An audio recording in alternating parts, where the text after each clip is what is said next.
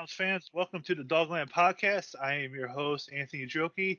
I don't have Jack with me tonight, but I do have a very special guest. He is Mr. Jeff Lloyd of the Lockdown Browns podcast. Jeff, my man, it's been a very long time since we've sit down to talk to Browns football. How you doing, man?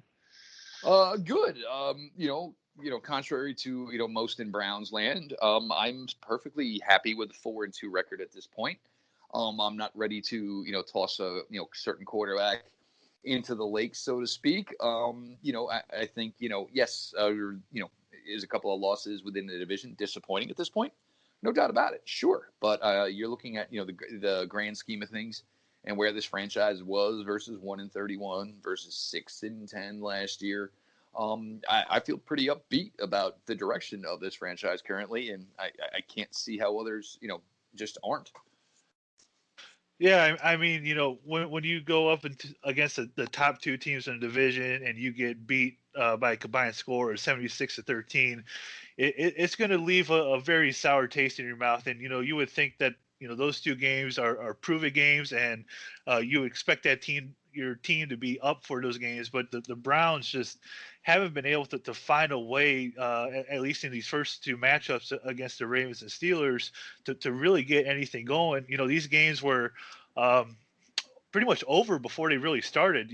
Early in that Baltimore game, the turnovers got to them. Same thing here against the Steelers. They had the pick six. It was 10-0 within the first 6 minutes, and you just saw these games get out of control very quickly. You talked about Baker Mayfield there, and I think that's where most of the discussion today is going to lean towards. And Baker struggled again on Sunday. Through that pick six, everybody's ready to throw him under the bus, ready to look at all the other options out there, which, to be very blank, there aren't any. When you look at where we will probably end up in draft position and free agency, there's really nothing. So right now, it's Baker Mayfield or nothing. And um, where is the crux of this going to come to fruition, where you're going to see him have to make that step forward? Where are you going to be able to determine he is this guy? And at what point in the season do you really start to worry about him? I think those are all fair questions, but for me, it's everybody's taking this and basically saying that what happened in Pittsburgh is going to be the norm. Look, we don't know any of this. And look, Baker was not perfect through the 5 weeks, a couple inopportune interceptions. But and this is always going to happen with quarterback play. One or two throws are essentially going to tell the tale of the day, of said game. I understand that. I 100% I get that. But this team was 4-1 going into this Pittsburgh game with Baker, and Pete brought this up, and he mentioned it on the show. Baker's passing the tests. He's not acing them. To beat the elite teams, Baltimore, Pittsburgh, you look at the rest of that schedule, maybe you'd put Tennessee on that as well, as far as, what's left as far as being elite. Those are the weeks Baker Mayfield is going to have to be top shelf. There is no margin for error whatsoever. And that's no, but the defense. And, we talked about this with the defense and them, creating turnovers to maybe mask their deficiencies. But the offense, when you get into these bigger games, you cannot ask and expect this defense to do this week in, week out, especially against better opponents. But look, it is Baker for now. It is. What do I think they need to do? I think they need to maybe not necessarily simplify things, but simplify things as far as reads. Two players, one side of the hash with a back out. A wide receiver going deep, a tight end on a drag. You got the back out. Simplify what you're calling. He's obviously having a problem seeing the entire field right now. I don't know, so much far as, if it's hidden coverages or, coverages that are changing, once the ball is snapped. But simplify things. This is what you do with any quarterback when they are struggling with this. And also, can we see the rest of the playbook? I remember everybody fell in love with the Austin Hooper deep play where he dragged from the right side of the field, ended up alone on the left sideline. Let's open this up a little bit more. Let's get the tight ends involved more. They spent premium money on Austin Hooper. They selected Harrison Bryant. He actually got onto the field playing time sooner than anticipated. You still got David Njoku, who is a great athlete. Use this tight end position. You cannot tell me for all the investments that they put in this tight end position, what they're getting out of it thus far is okay. I just don't see the money spent, draft allocution, put another $6 million on David Njoku for 2021. I don't see how this tight end group right now is giving you the return for what the Browns put into it. So use them. And you want to know what? If you get the tight ends working more and you get it to the point where it's 8, 9 tight end receptions per week, guess what? Safeties are going to creep up. It's going to open things up deep. There's just so many ways to do this and simplify things that make it a little easier. And I know it's difficult because you're still in the process of trying to put in an entire offense. And that it's just the way it works. But none of this means a hill of beans. The Browns are capable of winning games right now. I don't care when Coach Stefanski's offense is 100% in place. They can do enough right now to win 10 games, possibly win 11 games. They have the possibility to do that right now. Keep with the simple stuff, and it should be enough, especially when you're going to play a bunch of lesser opponents still left on the schedule. One of the things I noticed with Baker, and I really started to notice a couple weeks ago, he started to get a lot more comfortable in the offense. He looked more confident. I think he started to trust the offensive line a little bit more. I don't know if this week going against Pittsburgh is going to set him back in that, but he just looked, like the Baker Mayfield of a couple years ago, where the confidence was oozing. He wasn't afraid to stand back there and let it rip. You didn't see the gun shyness from him at all. He would stand back there and just let it rip. You didn't see him bailing every 5 seconds after the ball was snapped. I know he's taking a long time to throw the ball after it's being snapped. He's one of the worst in the NFL at time to throw, but that I think that a lot of that's because the offensive line, at least in some aspects, has been giving him a lot of time. But now, you go up against Pittsburgh.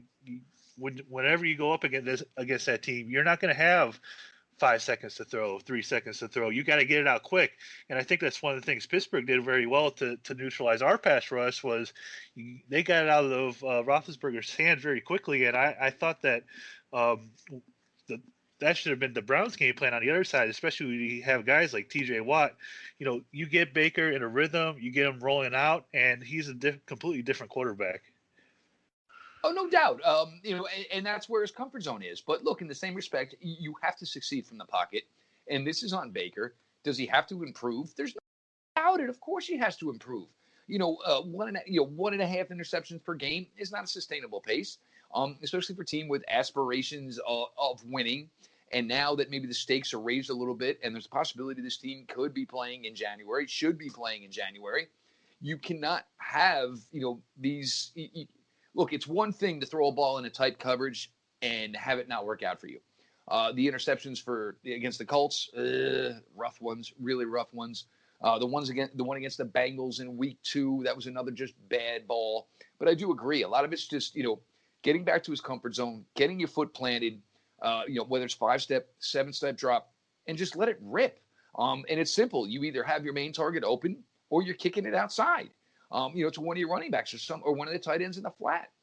It's just you got to stick with the simplicity of it. And I know it's tough for Baker, and I do agree. And I think you made a good point with as far as now I've got all day. Whereas last year it was I better get rid of this ball or throw it to my mom in section G, row 17 before I get killed. Now it's almost like he's got too much time. And is that guy open enough to throw it? Which certainly is a mental game that any quarterback probably goes through at times. But he needs to just get back to the simplicity of, 1 read, 2 read, ball gone, simple.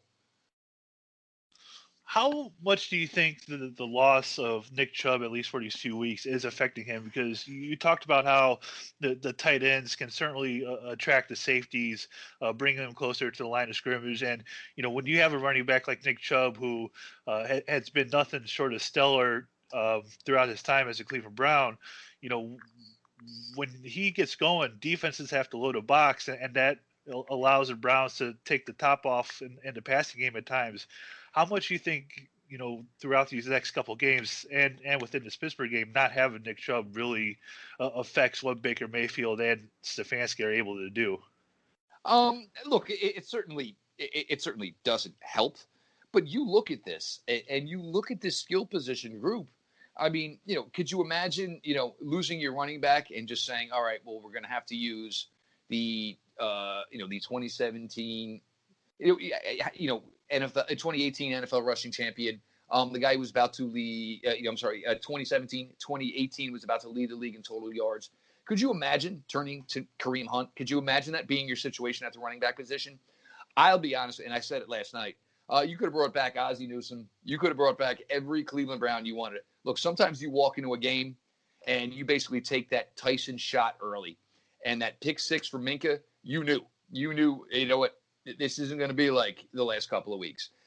Because it's Pittsburgh, Pittsburgh, and this was part of what I was suggesting on Sunday before the game kicked off is there is a mental gap here. There's a mental hurdle versus Baltimore, versus Pittsburgh, knowing that these guys have been where you want to be for a long, long time. There's a mental hurdle when playing these guys. Good news is you get a crack at each one of them again. And most likely you're going to have Nick Chubb for those games. You're going to have Nick Chubb rested for those games. So you're certainly looking to that. But, do you want to say, yeah, maybe they could have played better? Sure. It certainly is a truth, certainly is a fact. But I don't think, hell, it could have been Jim Brown on Sunday, and I don't think it would have made a difference. They just didn't look ready. The defense tried to hold it for as long as they could. Offense was never able to respond. And, basically it went down the ugly turnpike, and it went down there fast. Yeah, let's talk about this gap in AFC North for a second here. Clearly the Baltimore and Pittsburghs of the world, they're the top tier, right? They're what you want to be. The Browns right now are I would say a good football team, but they're certainly not that elite. And now they go in to Cincinnati, who they're certainly on the bottom tier in the AFC North. But what do the Browns have to do? You talked about the mental hurdle there. What else do they have to do to go from good to elite in the AFC North to be able to continue to compete with the Baltimore, Pittsburgh year in and year out? Consistency. That's all. I don't think this roster is far off by any means whatsoever. It certainly doesn't help, and it wasn't really an issue against Pittsburgh, but it certainly doesn't help that you have a revolving door at secondary week in, week out. It's getting difficult to say, this is so-and-so's first start of the season at safety for the Browns. That's obviously becoming a little bit of an issue. Jacob Phillips, when he was able to play, looked like he was going to be an ascending linebacker. And then, boom, gets knocked down again with another injury. I think for the most part, the defensive line has been, other than last week, has been fantastic. So, you would like to have everybody available on defense, and to the point now where you have Redwine, who's got a little comfort level to him. You can mix in a Harrison. You can mix in a Carl Joseph. Maybe for the love of God, you can ask Andrew Sendeo to actually play the position you brought him here to play. Not playing out of position due to the fact that he's the most intelligent defensive back you have as a safety, and you trust him the most with making the calls. That's fantastic, but it still puts him himself in uncomfortable situations. I just think just more time, just more growth together. I mean, when you talk about the offense, the offensive line, everybody's thrilled. Wide receiver crew. Now we got Rashard Higgins back, gives that group a little bit more depth, a little more teeth, which everybody thought probably it would. Tight end group, running back group. Obviously, Six has got a little bit of work to do here, but it's really, really difficult to say, this part, and Anthony, you've been covering this team as long as I have. I mean, it used to say, well, which one of these units sucks less than the rest? That's not the case anymore with the way this roster is constructed, the way these positional groups are structured. This is simply not the case anymore. This team has talent. They just need more time. And it's, I guess it's, making an excuse. But you look at some of these other teams, with new head coaches that, lost a lot of time.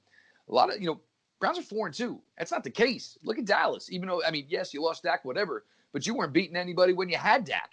So with these teams, with new regimes, new coaching staffs, everybody's going through a lot. They really are. To be 4-2 here and to say all they really need is more time together and just more time to gel, more reps, this, that, and the other thing. I think where it's headed is a pretty solid and sweet situation for this franchise. And I think when you look at Baltimore and Pittsburgh, the thing that's been so consistent over the years is the quarterback. I know Baltimore switched from Joe Flacco to why Lamar Jackson very quickly. Boy, I'm blanking on his name for a second. But they switched to him very quickly. But in the case of Pittsburgh, they've had Roethlisberger for a very long time, and what that allows you to do when you had a quarterback in place, and you've had an offensive line in place, they spent like the last 5 or 6 years first round picks on defense, and when you're able to do that as an Yep. organization and surround everything together. And have complementary football from offense to defense, that's when you really build a team. And if you hope Baker's the guy, so the next 5 6 years you could heavily invest on the defense year in and year out in the draft, and then things will certainly fall into place at that point. Oh no, I absolutely agree. And look, I mean, stability at the quarterback position, there is no doubt about it. But until they got everything else in place, you really hadn't given Baker a fair shot. To say you were 4-1 going into this Pittsburgh game, and it just, I mean, I get that everything is magnified because it's the Steelers, but at the end of the day, it is 1 week. He goes out here Sunday against the Bengals, goes 18 for 24 for 260 and 2 scores. Are we now going to trump it back up because it was an AFC North game? It just seems the instant reaction of it is so heavy, and that's the part that's frustrating about it. Because look, it's peaks and valleys. He's got 10, most likely 11 more games to prove himself to this, prove himself to this franchise going further. Maybe they don't, do they pick up the 5th-year option? I don't know. Who's even sure at this point? Do they start extension talks? I'm not sure at this point. Let's get through these next 10, well, obviously 11 with the bye, 11, 12, whatever may come after that, weeks. And then let's give him a firm evaluation in there. But, I mean, it just seems like everybody's ready to chuck him into the damn lake, for God's sakes, due to the fact that he had a bad game against Pittsburgh. And it's just a tough spot to be in right now. And I'm sure nobody is more aggravated and agitated with their own play than him. How hurt he was, I'm not going to make an excuse because he went out there. But how hurt he truly was, we don't know. Was he truly capable of taking this start? We don't know. But again, does he have to get better? 110%. You cannot get these careless turnovers that we saw, like the 2 on Sunday, especially against good teams. You've mentioned consistency a couple of times, and in the next 2 weeks you have two of the lesser defenses in the NFL. You have Cincinnati, you have Oakland heading into the bye week. After that, you have the Houston Texans. So an opportunity here over the next month, including the bye week here, to maybe you can find a cure for what's going on with Baker. You can get things in a rhythm, you can get things going, and maybe heading into the bye weekend beyond, you're kind of able to fix some of these things against some of these lesser defenses where you're not facing the Pittsburghs or Baltimores of the world. Yeah, and look, I mean, and this is where actually, and now look, nobody would have, say the Browns won last week, nobody would have thought about this game worth a hill of beans. Oh, it's a Bengals, blah, blah, blah, blah. But this game is key now. Number one, because you need it. You want to get to that 5-2. Give yourself that gap as far as your record, 3 games over 500. Also, this is for Coach Stefanski, the first situation where he is now facing an in-division opponent for a second time within the regular season. Cincinnati saw what the Browns had week 2. Cincinnati's going to adjust. They're going to attempt to take some things away, and you don't have Nick Chubb to go back to as your fail-safe, which has always been the thing for 3 seasons now with Nick Chubb. So how do the Browns adjust? How does Coach Stefanski adjust? Baker, how does he adjust? And especially on the other side of the ball. You got to think Joe Burrow is going to be getting the ball out quickly because of the beating he took week 2 on Thursday Night Football. So this is a big game, and certainly from that standpoint, the Browns are a significantly better team than the Cincinnati Bengals. They won 35-30 last time. Maybe this time you're looking to push that to double digits, even though it's on the road. Not that it matters. Like anybody goes to Cincinnati Bengals, COVID games or not, COVID or not, whatever. But you have A.J. Green in a weird spot. You have John Ross in a weird spot. You have this commitment to Joe Burrow, but you really did nothing else. Your offensive line still freaking stinks. Your defensive line is getting old, and now they're agitated and ornery and all this stuff as you're working in younger players, building the future of this team. The Cincinnati Bengals, this looks like a team where you can just go in and basically go win by 10, 14 points, knock them on their ass and say, look, we've been there. It's cool. We'll see you in a couple of years. Revamp the roster, build up your players because everybody thinks Burrow is the goods, and I agree with that as well. But go basically tell Cincinnati, no. This is only going to be a three-man party in the AFC North. You're not welcome. Then you get to Las Vegas. Las Vegas coming to Cleveland. I got to be honest, it'd be nice if the weather started to show up, maybe a little high 30s, a little freezing rain or something like that, because Las Vegas has got an offense that can move the ball. Their defense is kind of all over the map, and I don't think they're going to be able to generate the pass rush against the Browns. But go get fat here. Yeah, go get yourself 5-2, 7-2, really feeling good about yourselves, and then get some rest, get healthy, and get to the point where you have 23, 24 serviceable players you can rotate in and out in defense who've all gotten playing time this year, some experience within the system, and feeling pretty good about themselves. This can get really good again within 2 weeks, as much as everybody wants to take Sunday and make it feel like it's just the stinking absolute pits right now. Yeah, I mean, you go into the bye week and you're 6-2. I mean, that's a hell of a start to the season, and something I couldn't tell you the last time the Browns were 6-2. It's been a long time, maybe not even in my lifetime since that's happened. Which that's pushing 30 years now. But the Bengals this week is certainly, our good friend Stephen Thomas said yesterday on Twitter, he's like, don't overlook the Bengals. And I completely agree with that. I mean, you have the Browns coming off a game, they completely boat raced. They have a ton of stuff to clean up. The injuries are piling up, and you can't go into Cincinnati with too cocky because the Bengals have proven that they can score. They were up 21-0 on the Colts this last week. They put 30 up on the Browns back in week 2. This Bengals offense can score, and if you find yourself behind early, I know their defense isn't great, but you could find yourself in some trouble early on. No, it's certainly possible, and that's where this game is going to be key. This is a game. This is a week where you're going to learn about both teams' coaching staffs. It's a quick turnaround from the last time you saw them. Almost everybody, other than Nick Chubb, most everybody's going to be, the same players are going to be in place. Which coaching staff, makes the adjustments or says, you want to know what? That's not going to happen this time, and it happened, the first time we played. For me, the question is going to be, what is this Bengals offensive line going to do against this Browns defensive line? And I got to think this Browns defensive line is going to look to exact some revenge, for not being able to do what they wanted to do last week. And I feel the same way about the Browns offensive line.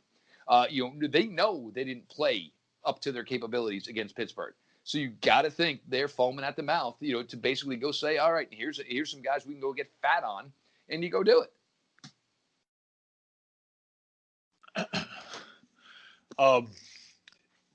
With this game, with the Bengals, obviously the injuries are continuing to pile up. You think we might have Wyatt Teller back this week? I know they listed him as week to week, but certainly adding him back onto this offensive line, who's been, Teller's been one of the best linemen for the Browns this season.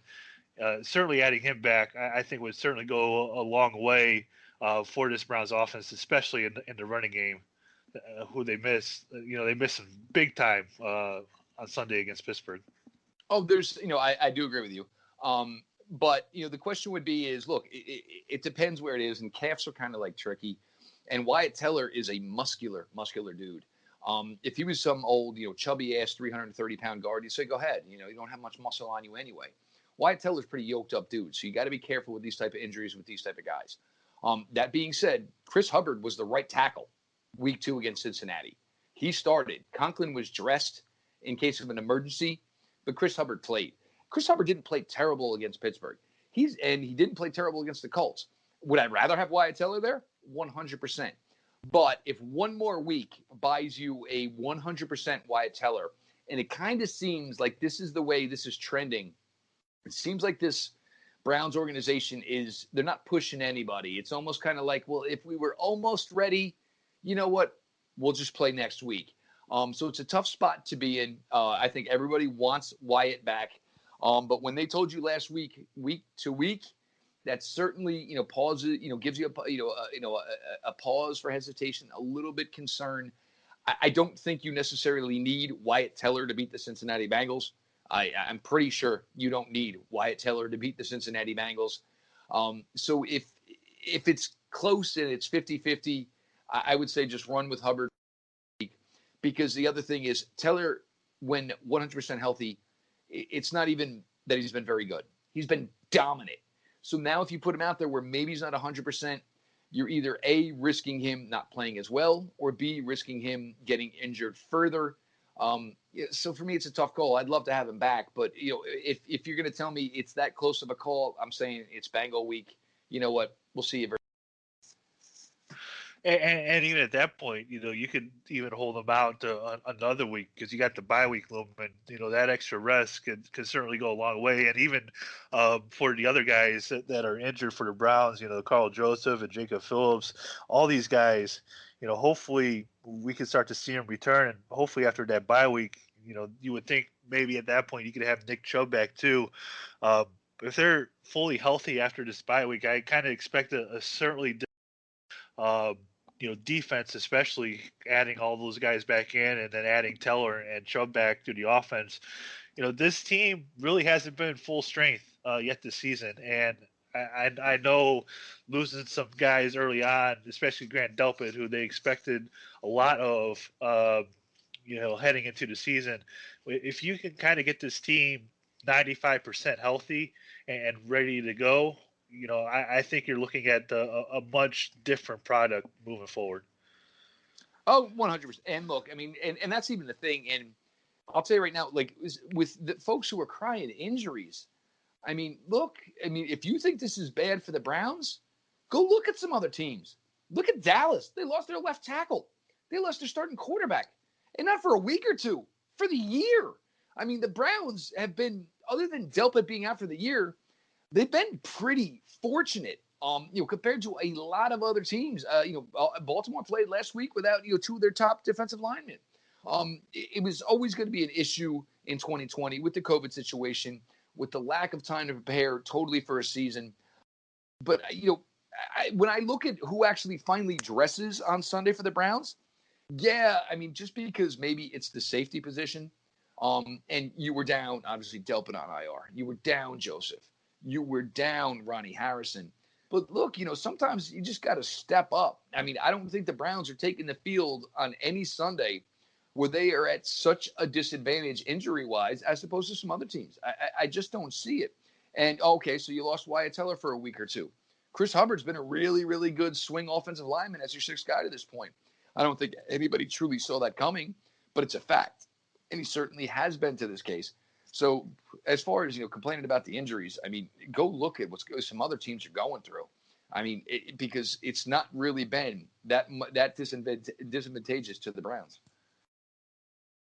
As we start to wrap up here, Jeff, I love having you on. It's so great to talk to you again. It's been too long. Let's talk about the trade deadline here for a second. There's continued to have these reports come out that Joki wants to be traded. I know he tweeted out or maybe it was this morning, that he never told Mary Kay or never told the Browns that he wanted to be traded. This thing with Njoku doesn't seem to be going away. How do you think this gets resolved? If do you see by the time the trade deadline comes that he's gone, or do you think he's here? How does this get resolved? Fire Drew Rosenhaus. Just get rid of your agent, okay? Because Drew Rosenhaus has these thoughts of David Njoku signing a 4-year, $30 million deal when, in fact, David Njoku still has 26 regular season games left before he's going to get a contract extension. The Browns invested $6 million in David Njoku for 2021. Do you think – I can't find a team right now that would trade anything sustainable for David Njoku, knowing that he's on the books for $6 million in 2021. Plus, the other thing is David Njoku gets traded by the deadline. It's going to take, what, a week or two before he's a factor? So now some other team is going to have David Njoku for, what, 4 or 5 games and a commitment of $6 million to 2021, and they don't truly know what they have. They want this, and for Drew Rosenhaus, I get it and everything. You make your money off your players. I get it. But nobody's going to show the investment into bringing David Njoku in that the Browns did by picking up that fifth-year option for $6 million. This is a tight end friendly scheme. Granted, I think everybody thought, and again, Anthony, I think the tight end group, I don't want to say is disappointed because it's certainly not on them. I think we all thought we were going to see more production out of this tight end group to this point, equal to combined to maybe the top tight ends in the league, whether it was a Kelsey, whether it was a Kittle, what you got out of the three of them. I thought you were going to, see that type of production, and we certainly haven't seen it to this point. And look, and we know who told Mary what she did, and Mary probably did her job because I'm sure all the traffic went to Cleveland.com, which is fine. But it's the same ludicrous things that we keep bringing up. And when you have a good team, talk about the team. When the team sucks, whatever you got to do to find a storyline, whatever you got to do to create some content, I get it. But there's a product here, and it is a good product, and that is what should be spoken on. It's not going to go away. Somebody will go to it when times get bad. David Njoku isn't going anywhere because the Browns, after making a commitment to $6 million for 2021, are not going to settle for a 2021 or 2022 day 3 pick. Somebody wants to offer up a top 100 pick in the 2021 NFL draft. Yeah, the Browns will do it. Guess what? Nobody's going to offer that. So it's like such the stupidest dead issue. He ain't going nowhere. It's just that simple. How about on the other side of things? Where do you think I would tend to think secondary here, but the trade deadline is coming up, and kind of thankfully for the Browns, the trade deadline is on November 3rd. The Browns have a bye week, the November 8th. So even with the COVID rules where guys have to kind of wait until they get into facility, if they trade somebody right before the deadline, they should be able to and ready to go for that Houston game with the way this schedule plays out for the Browns and their bye week. Where do you think that this front office and Andrew Berry, like I said, I would think secondary, but if you had to put your money on adding a piece or two, where do you think they're going to go with this? I mean, secondary makes the most sense, but if you also look at it this way, though, it took Ronnie Harrison a long time before they were ready to give him reps. And who knows how much he would have played versus the Colts if Carl Joseph wasn't out of the game. They say it's a difficult system to get acclimated in. So I don't know. And look, I mean, if you can steal some veteran and get one of these, cheap, easy deals where you get some nice veteran for, a future 6th round pick, 5th round pick, whatever. But you get Ronnie Harrison back, you get Carl Joseph back, you've got Sendejo, you've got obviously Sheldrick Redwine. You look at the corner position, you're happy with Ward, you're certainly happy with Terrence Mitchell.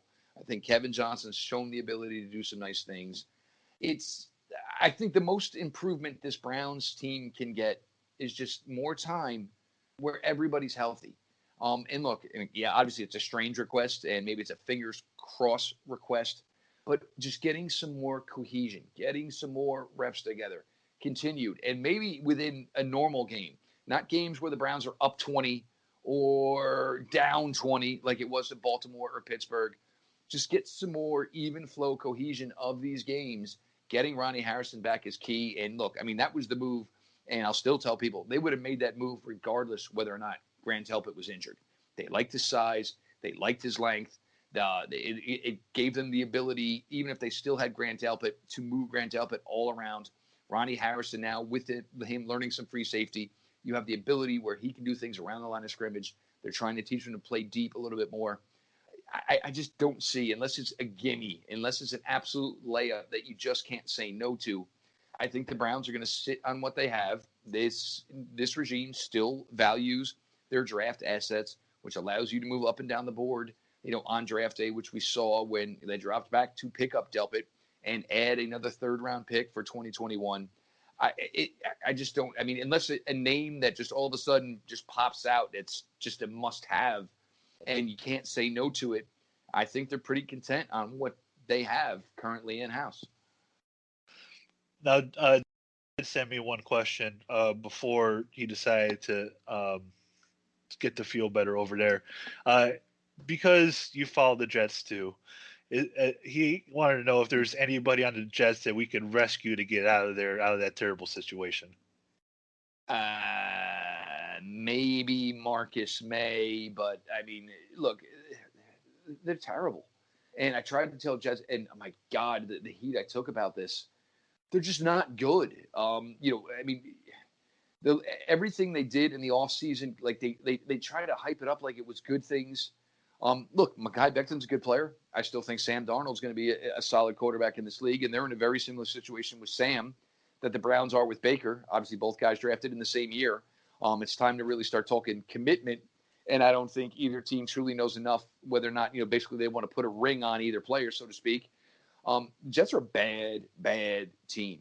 They have a bad head coach. Maybe Marcus May. The linebackers, nothing there really wows you.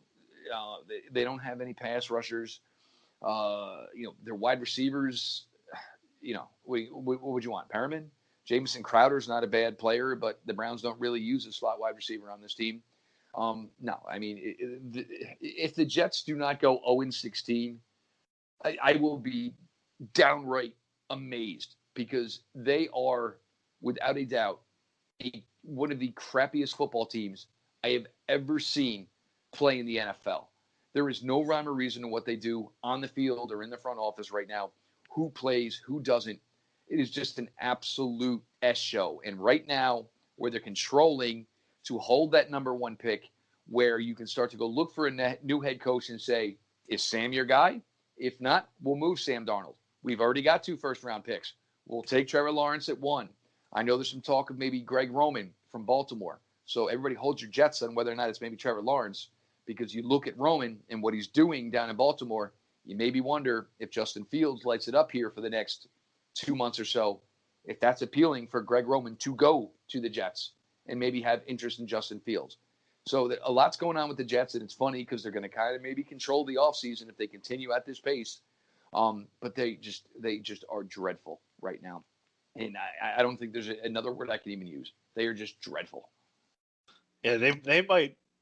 I would put pretty good money on that. The Cleveland Browns undefeated team would beat that team.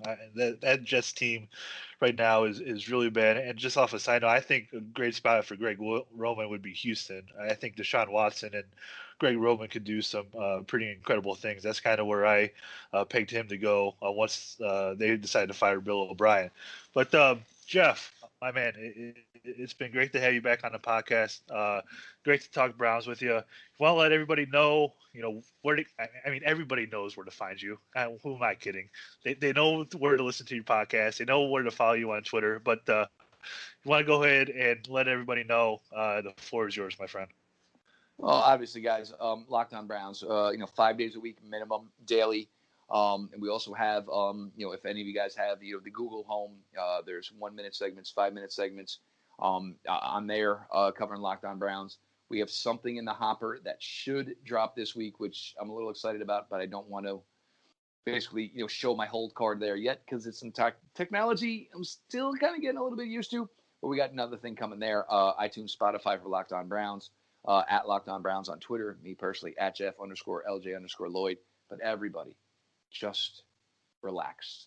Because you know what? As aggravated everybody is over losing to the Pittsburgh Steelers, I want everybody to be that excited when they win on Sunday, and this team is now 5-2.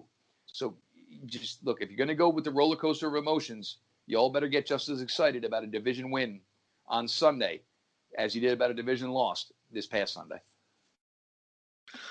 Amen. Absolutely with that. As always, you follow the podcast at the Dogland on Twitter and on Facebook. Be sure to follow me as well. And at Anthony Joki, Joki. With all that, we're going to get on out of here.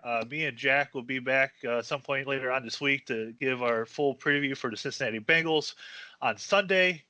With all that, and most importantly, go Browns.